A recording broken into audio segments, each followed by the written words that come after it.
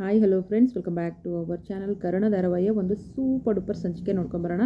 ಸಂಚಿಕೆ ನಿಜವಾಗ್ಲೂ ತುಂಬ ಚೆನ್ನಾಗಿದೆ. ಇಲ್ಲಿ ಸಂಜಯ್ ಮಾಡಿರೋ ತಪ್ಪಿಂದಾಗಿ ಈ ಮನೆಯವರೆಲ್ಲ ತಲೆ ತಗ್ಗಿಸುವಂಗಾಗಿದೆ. ಆದರೂ ಕೂಡ ಕರ್ಣನ ಮನೆಯವರು ತುಂಬ ಒಳ್ಳೆಯವರು, ಹೆಣ್ಮಕ್ಳಿಗೆ ತುಂಬ ಗೌರವವನ್ನು ಕೊಡ್ತಾರೆ. ಸೊ ಯಾರಿಗೂ ಕೂಡ ಕೆಟ್ಟದನ್ನು ಆಗಲಿಕ್ಕೆ ಬಿಡೋದೇ ಇಲ್ಲ. ಅದೇ ರೀತಿ ಒಂದು ಘಟನೆ ಕೂಡ ಇಲ್ಲಿ ನಡೆದಿದೆ. ನಮ್ಮ ರಿಯಾ ಇದ್ದಾಳಲ್ವಾ, ರಿಯಾನ್ಗೆ ಮೋಸ ಮಾಡಿದ್ದಾನೆ ಯಾರು, ಸಂಜಯ್. ಸೊ ಅದನ್ನು ನಾವು ಈಗಾಗಲೇ ನೋಡಿದ್ದೀವಿ. ರಿಯಾನ್ಗೆ ಏನಾಗಿದೆ ಅಂತಂದರೆ, ಸೊ ಪ್ರೀತಿಯ ನಾಟಕವನ್ನು ಆಡಿ ಅವಳನ್ನು ಪ್ರೆಗ್ನೆಂಟ್ ಮಾಡಿ ಸೊ ಮೋಸ ಮಾಡುವಂಥ ಒಂದು ಕೆಟ್ಟ ಕೆಲಸವನ್ನು ನಮ್ಮ ಸಂಜಯ್ ಮಾಡಿದ್ದಾನೆ. ಹಾಗಾದರೆ ಮನೆಯವರು ಕೊಡೋ ಶಿಕ್ಷೆ ಏನು, ರಿಯಾನ್ಗೆ ನ್ಯಾಯ ಕೊಡಿಸ್ತಾರ? ನೋಡೋಣ ಈ ವಿಡಿಯೋದಲ್ಲಿ. ದಯವಿಟ್ಟು ವಿಡಿಯೋಗೆ ಒಂದು ಲೈಕ್ ಮಾಡಿ, ಚಾನಲ್ ಸಬ್ಸ್ಕ್ರೈಬ್ ಮಾಡಿಕೊಂಡು ಸಪೋರ್ಟ್ ಮಾಡಿ. ಸೊ ಮನೆಗೆ ಬರ್ತಾರೆ, ಮನೆಗೆ ಬಂದಾದಮೇಲೆ ದೊಡ್ಡ ರಾಧ ಅಂತಲೇ ಆಗುತ್ತೆ. ಸೊ ರಿಯಾನು ಕರ್ಕೊಂಡು ಬರ್ತಾರೆ. ಆದರೆ ನಾನೇನು ಮಾಡಿಲ್ಲ ಅಂತ ವಾದ ಮಾಡ್ತಾನೆ ಈ ಸಂಜಯ್. ಆದರೆ ನಮ್ಮ ಕರ್ಣ ಬಿಡಬೇಕಲ್ವಾ, ಹೌದು ನೀನು ಹೀಗೆ ಮಾಡ್ತೀಯ ಅಂತ ನನಗೆ ಗೊತ್ತು ಅಂತ ಹೇಳಿದ ತಕ್ಷಣ ಸಾಕ್ಷಿ ಸಮೇತ ಬಂದಿರ್ತಾರೆ. ಒಂದು ಮೊಬೈಲಲ್ಲಿ ರೆಕಾರ್ಡ್ ಕೂಡ ಇರುತ್ತೆ. ಏನಂತಂದರೆ ರಿಯಾಗೆ ಹೇಳಿರ್ತಾನೆ, ಹೌದು ನಾನು ನಿನ್ನ ಬೇಕು ಅಂತಲೇ ಪ್ರೀತಿ ಮಾಡೋ ನಾಟಕ ಮಾಡಿದೆ, ನಿನ್ನ ಮೇಲೆ ಸೇಡು ತೀರಿಸ್ಕೊಳ್ಳೋಕ್ಕೋಸ್ಕರನೇ ಮಾಡಿದೆ ಅಂತ ಹೇಳ್ಬಿಟ್ಟು ಈ ರೀತಿ ಪ್ರತಿಯೊಂದನ್ನು ಕೂಡ ರಿಯಾ ಜೊತೆ ಏನು ಮಾತಾಡಿರ್ತಾನಲ್ಲ ಈ ಸಂಜಯ್, ಅದು ಎಲ್ಲ ವಿಡಿಯೋ ಆಗಿರುತ್ತೆ. ಹಾಗಾಗಿ ಅದನ್ನು ಮನೆಯವ್ರ ಮುಂದೆ ತೋರಿಸಿದಾಗ ಎಂಥ ಕೆಲಸ ಮಾಡಿಬಿಟ್ಟೆ ನೀನು ಅಂತ ಹೇಳ್ಬಿಟ್ಟು ಅಜ್ಜಿ ತುಂಬ ಬೇಜಾರು ಮಾಡ್ಕೋತಾಳೆ.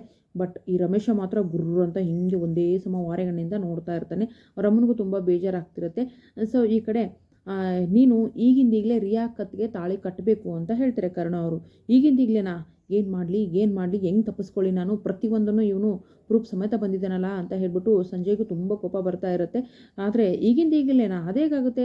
ಸುಮತಿ ಅಂದರೆ ಅವ್ರ ಚಿಕ್ಕಮ್ಮ ಸುಮತಿ ಏನಂತಾರೆ ಅಂದರೆ, ಈಗಿಂದೀಗಲೇ ಎಲ್ಲ ಸೇರಿಬಿಟ್ಟು ಸಂಜಯ್ ಬಾಳನ್ನ ಹಾಳು ಮಾಡಬೇಕು ಅಂತ ಅಂದ್ಕೊಂಡಿದ್ದೀರಾ, ಈಗಿಂದೀಗಲೇ ಅಂದರೆ ಹೇಗಾಗುತ್ತೆ ಕರ್ಣ, ಮದುವೆ ಅಂದರೆ ಹುಡುಗಾಟ ಅಂದ್ಕೊಂಡಿದ್ಯಾ ಅಂತ ಹೇಳಿದ ತಕ್ಷಣ, ನೋಡಿ ಚಿಕ್ಕಮ್ಮ ಅವಳೊಂದು ಹುಡುಗಿ ಅವಳೊಂದು ಹೆಣ್ಣು ಹುಡುಗಿ ಅನ್ನೋದನ್ನು ಮರಿಬೇಡಿ ನೀವು, ಅವಳ ಪರಿಸ್ಥಿತಿ ಏನಾಗಿದೆ ಅಂತ ಗೊತ್ತಾಗ್ತಿಲ್ವಾ ನಿಮಗೆ. ಸೊ ಸಂಜಯ್ ಈಗಿಂದೀಗಲೇ ರಿಯಾ ಕತ್ಗೆ ತಾಳಿ ಕಟ್ಟಲೇಬೇಕು ಅಂತ ಹೇಳಿದ ತಕ್ಷಣ ಅವರಮ್ಮ ಸುಮ್ಮನೆ ಇರೋದಿಲ್ಲ. ಸಂಜಯ್ ರಿಯಾ ಕತ್ಗೆ ತಾಳಿ ಕಟ್ಟು ಅಂತ ಹೇಳ್ತಾರೆ. ಹೇಳಿದ ತಕ್ಷಣ ಇನ್ನೇನು ಅನಿವಾರ್ಯ ಕಟ್ಟಲೇಬೇಕು.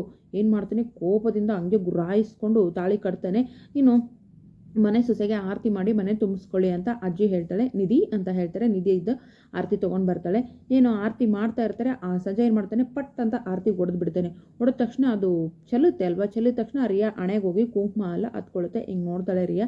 ಬಟ್ ಅವ್ನು ಕೆಟ್ಟದ್ದು ಮಾಡಿದ್ರು ಕೂಡ ಅವಳು ತಾಳಿ ಕಟ್ಟದ, ಬಟ್ ಕುಂಕುಮ ಹಚ್ಚಿರೋದಿಲ್ಲ.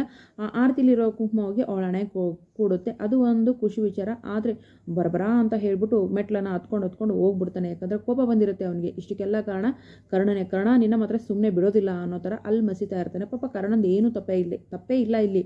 ಪ್ರೀತಿ ಮಾಡಿದವನು ಮೋಸ ಮಾಡ್ಬೇಕು ಅಂದ್ಕೊಂಡಿರೋನು ಸಂಜಯ್. ಆದರೆ ಒಂದು ಹುಡುಗಿ ಭಾಳ ಹಾಳಾಗಬಾರ್ದು ಅಂತ ಸೊ ತಾಳಿ ಕಟ್ಸಿರೋದು ಮಾತ್ರ ಕರ್ಣ. ಆದರೆ ಕರ್ಣನ ಮೇಲೆ ಕೆಂಡ ಕಾರ್ತಾ ಇದ್ದಾರೆ ಅಪ್ಪ ಮಗ ಅತ್ತೆ ಅಂತಲೇ ಹೇಳ್ಬೋದು. ಹಾಗಾದರೆ ಮುಂದಿನ ಸಂಚಿಕೆಯಲ್ಲಿ ಏನಾಗುತ್ತೆ, ರಿಯಾನ ತುಂಬ ಕೆಟ್ಟದಾಗಿ ನಡೆಸ್ಕೊಳ್ತಾರೆ, ಅದಕ್ಕೆ ಕರ್ಣ ಅವಕಾಶ ಕೊಡ್ತಾರೆ. ಅಂತೂ ಇಂತೂ ಸಂಜಯ್ ಕೈಯಿಂದ ರಿಯಾ ಕತ್ಗಂತೂ ತಾಳಿ ಕಟ್ಸಾಯಿತು. ಅವನ ಆರತಿ ಹೊಡೆದ್ರೂ ಕೂಡ ಅವಳಿಗೇನಂದರೆ ಆಶೀರ್ವಾದ ಥರ ಹೋಗಿ ಹಣೆಗೆ ಕುಂಕುಮ ಕೂಡ ಬಿತ್ತು.